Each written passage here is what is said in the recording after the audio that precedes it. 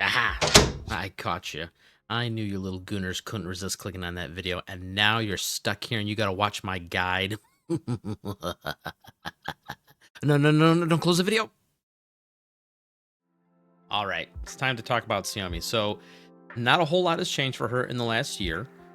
She did get a neural key that changed her abilities a little bit, made her even more survivable and made the team a little more tanky. But other than that, not a whole lot's changed. So we're going to be able to go through this guide really quick, and a lot of the talking will be done in the gear and keys section. So a little bit changed there, but not much else. So let's just hop on over to the combat area and quickly go over what she does. In combat, not a whole lot has changed for Xiaomi. She's still going to be alternating between her alt, Snowfield's Radiance, and Rinter's Wrath every other turn. This will still lead to the awkward 5th turn of downtime because she only gains 2 Confectants every single turn from her passive. And eventually you'll get to turn 5 where you'll have both Winter's or Snowfield's Radiance off cooldown or on cooldown and Winter's Wrath on cooldown. So you'll have nothing to do on turn 5. But the new big change that has happened from her neural expansion key here is that she can apply shields to anybody whenever they make a directed attack at the enemy. Now, there is no limit to the number of these she can apply for a turn. So, for example, the whole team can get it, and we'll show here in a second.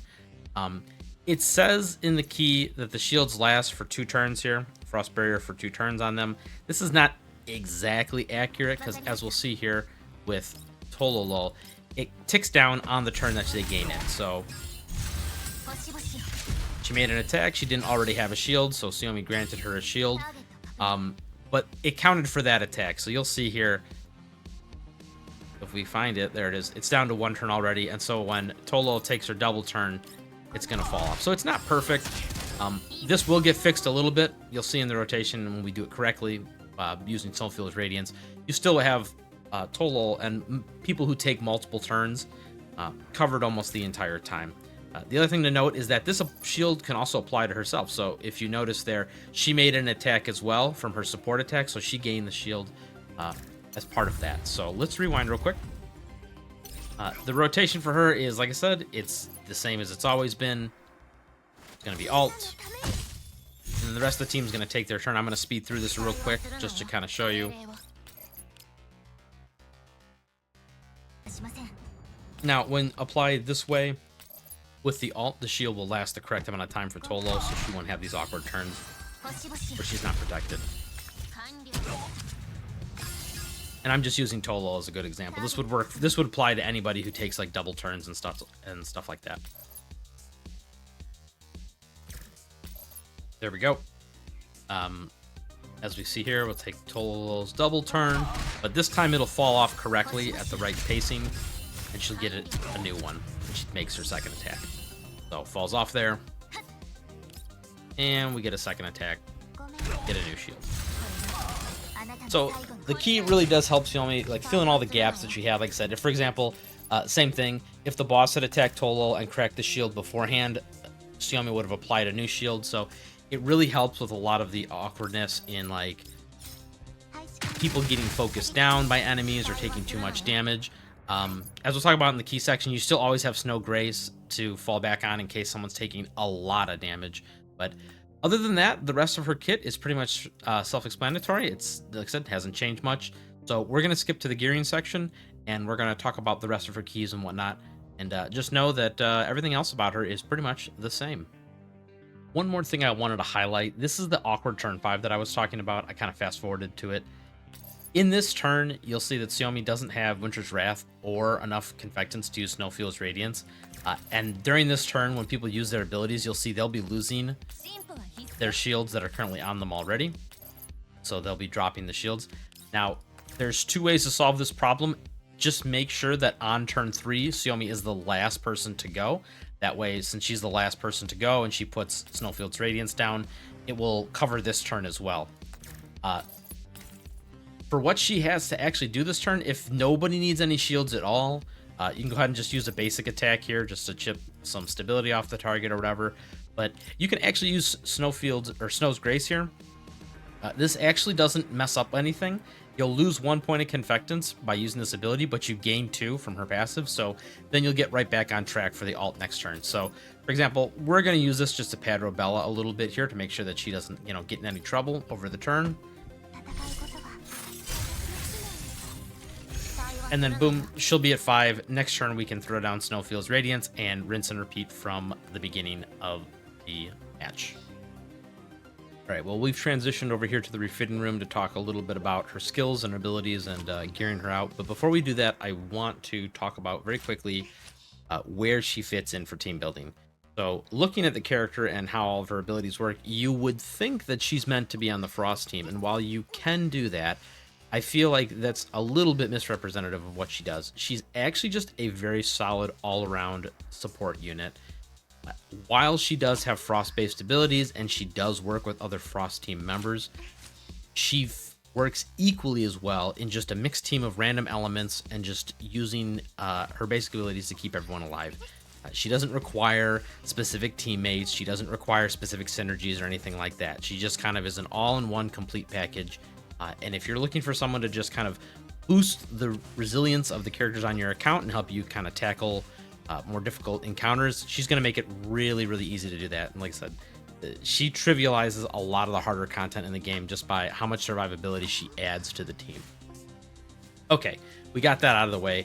Let's talk about her actual skills and abilities. I want to just highlight a couple things on each one. This one can't crit, so keep that in mind when you're building her. You don't really need to worry about crit rate on her at all, because this is the only way she's really going to do any damage, and it doesn't crit. This on the surface seems like a waste, but we'll talk about keys. There's a way to reduce this cost to 0, and it just turns into a really good filler ability. This is powerful for very strong single target attacks, but to be honest, there's not a lot of those in the game, and the shield usually already protects everything you need. The only thing I wanted to talk about for the ult, obviously it puts the big thick shield on everyone. It also dispels something cool, but people also forget that it adds these avalanche stacks. These are very good for ripping stability off of targets, and they count as a freeze debuff, so they instantly apply Phase Strike, the debuff needed for Phase Strike. So once again, she just fits in any team. You can just kind of slap her in whatever. Frost tiles are okay. They don't really do anything. They don't increase the damage enemies take on them. They just slow their movement, which a lot of bosses are immune to anyway. So, but it does implant the Frost weakness, even though it doesn't amplify the damage. And then for the passive, same thing. This is the only one worth noting. Critical damage up this is just a solid buff on everyone. So just keep in mind it's only 2 times per turn. So the people that you want this buff on have to go first. Okay, that was her abilities. Let's talk about keys real quick. 6 keys. There's a couple correct answers. So this is the key I was telling you about that a lot of people do not run, but I think is very, very strong.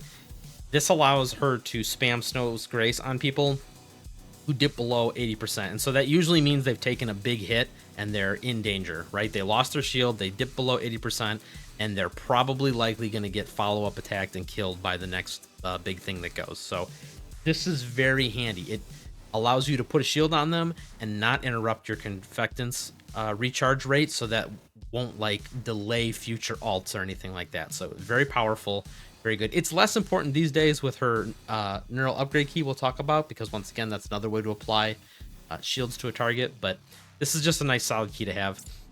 This one, obviously pretty good.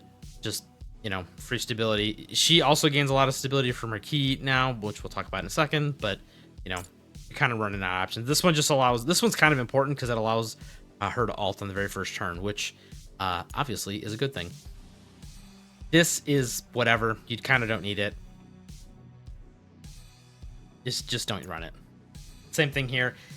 While it's okay to restore a little bit of stability, you don't need it, because between the previous keys and as we'll talk about the neural key, you'll have plenty of stability.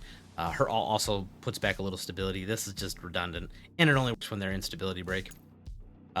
This was invented for PvP, but then PvP went away, so cool. It's meant to prevent the team from being CC'd and prevent her from being able to put her shield up, but it doesn't really do anything anymore. Bosses don't really stun and paralyze you, so just don't run this key unless like you're trying to do some really goofy, weird, like min-maxing of something. Okay, let's talk about the expansion key here. This is the most important one that's changed the most about her. So what does this key do? So first of all, it makes her support attacks do freeze damage, which is cool on the freeze team because then she can take advantage of all the buffs from units like Deshevia or, you know, Robella and stuff like that. Other than that, it doesn't really matter. It allows you to do a little more stability damage too because the targets will be weak for freeze damage. So you're also very subtly adding a little bit of extra stability damage to the team with this. The second part is not worded very clearly, so you need to kind of break it up. So when allied units have Frost Barrier, they increase the freeze damage they deal by 15%. This is continuous. At the start of their turn, recover 1 point of stability. This should all be in one big quotation, but it's not. So that means other units that are affected by Frost Barrier can recover 4 points of stability if the Frost Barrier is still on them at the beginning of the turn. This affects her as well. So by spamming her alt, if everyone turn over turn keeps the Frost Barrier on, like it doesn't get broken, she's just going to be recovering a massive amount of stability for the team. That's why those previous keys that I mentioned were not as strong as they seem. More stability a turn, then the alt recovers some stability as well. You're going to be doing fine. If you need more stability than that, either it's a very special situation or you're doing something wrong and you're getting hit by way too many things. This is the second half if they don't already have a Frost Barrier. So for example, if they got hit really hard or they're like Tolol and they're taking multiple turns, this is the part where it adds it. Now keep in mind, this barrier is only 60% of her initial attack. The alt is 100% of her initial attack. So this is a smaller shield, but it is a good band-aid fix. And since probably going to only be taking attack as one of the main like stats on her, this can get pretty thick even though it's not, you know, maximum amounts. And then finally, she applies ice to enemies. This only works on little guys, you know, doesn't work on bosses. You can kind of ignore this, but once again, does also inflict the debuff needed for Phase Strike. All right, common keys. Common keys. This one's okay. It's not really needed, but you can. The good thing about this key now is you can evolve it and put like real stats on here. She does scale a little bit off defense, like one of her abilities, but to be honest, you still don't stack defense on her. She's just not really, it's not really good stat on her. It's way better to stack HP and attack, which we'll talk about in the weapon attachment section. But this ability is kind of lackluster, whatever. A lot of the other keys that like they recommend, this is just like mobility and like, you know, this is also really awkward. It's like she doesn't really belong with fire team members, but these are just like decent keys with decent abilities. You probably won't have a lot of these keys because they're like very low importance as far as like, you know, you spending your basic info cores on. But to be honest, just stack attack and HP. Ignore the fact that I have defense here. These are just what I had left over. She's very stat independent. She doesn't need a ton of gear. She does her job with basically just attack. So, you know, if you have HP, that's cool. Same thing for key here. Like, it's cool and all, but common keys on her are kind of like whatever. None of the other common keys really make a difference. Okay, moving on from there, let's talk about weapon and weapon attachments. Now, I'm using the classified manuscript from the battle pass. Her actual weapon is good. It increases the strength of her shields by another 10 to 20%, but it's kind of unneeded. Her shields are already so big for most content in the game, and if you're just playing correctly, like utilizing cover and stuff, you'll probably never actually like run into a situation where you're going to need even bigger shields. A good secondary weapon option is the Svarog. Once again, the reason it's a solid secondary weapon option is because of the massive attack stat on here. Remember, all her shields are based off her attack stat. Having a big base attack stat makes the shields much bigger. For example, the difference between the Svarog and the manuscript is quite a significant amount of attack. So once again, these are base stats, so they get multiplied by things going like, you know, a weapon attachments. So just keep that in mind. far as attachments go, once again, she can't crit. So crit and crit rate, or a crit rate and crit damage, I should say, are kind of pointless on her. She also doesn't do a lot of damage to begin with. None of her abilities have like big multipliers on them or anything. So it's safe just to go with attack and health boost for literally all the attachments.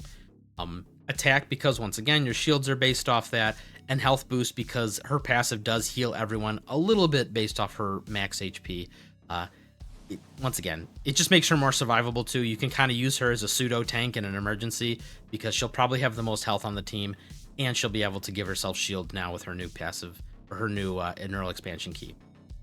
Set options, I mean, yeah, there's other sets that exist in the game. You know, ultimate, what's it called, the phase ultimate, the ultimate pursuit set. This increases your